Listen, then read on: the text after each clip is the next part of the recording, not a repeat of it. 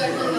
বিতর্ক চলছে, আজকের বিতর্কে বিষয়টি নির্ধারণ করা হয়েছে জলবায়ু পরিবর্তনের বিরুদ্ধে মোকাবেলা করার জন্য কেবল আন্তর্জাতিক উদ্যোগই নয়, বরং স্থানীয় উদ্যোগ আবশ্যক। কথা বলছি মানুষ শব্দ লক্ষ্য করে আমি কিন্তু একবার বলবি যে আন্তর্জাতিক উদ্যোগ গুরুত্বহীন বা আন্তর্জাতিক উদ্যোগের কোনো প্রয়োজন নেই। আমরা বলছি যে আন্তর্জাতিক উদ্যোগ প্রয়োজন, কিন্তু সেই আন্তর্জাতিক উদ্যোগ কখনই বাস্তবায়ন করা সম্ভব হবে যখন একজন স্থানীয় জনগণ সচেতন হয়ে বাস্তবায়ন করার জন্য এগিয়ে আসবে। আচ্ছা ধরুন আপনাদের কোনো একটা আন্তর্জাতিক উদ্যোগে প্রতিশ্রুতি দেওয়া হচ্ছে গাছ লাগানো। এখন আপনাদের আন্তর্জাতিক উদ্যোগ মানুষের বাইরে বাইরে গাছ লাগাতে আসবেন?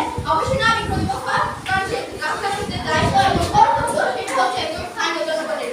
একজন স্থানীয় জনগণ যদি সচেতন না হয়ে গাছ না লাগায় তাহলে আমাদের আন্তর্জাতিক উদ্যোগগুলো সবকিছু ব্যর্থ। মানুষ সবই প্রতিপক্ষের বন্ধুরা কি বলতে পারে যে আমাদের মতো বাংলাদেশের মতো এরকম উন্নয়নশীল রাষ্ট্রগুলোর কতগুলো জনগণ তাদের আন্তর্জাতিক উদ্যোগগুলো সম্পর্কে জানে না?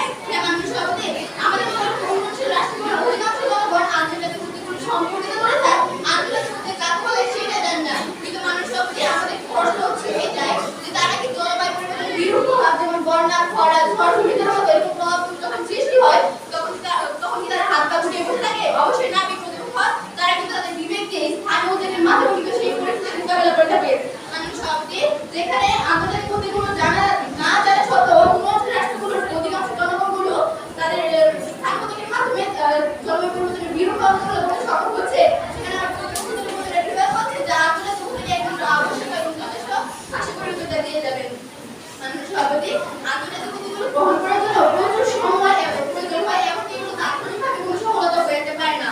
যেমন লক্ষ্য করুন একটা উদাহরণের মাধ্যমে বিষয়টিকে স্পষ্টভাবে ফুটিয়ে তোলা যায়।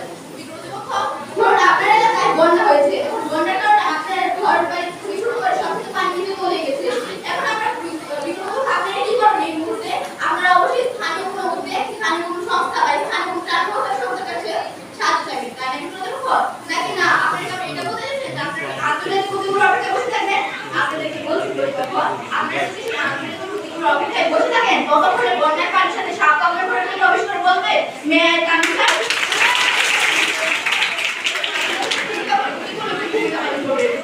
মানুষ সবই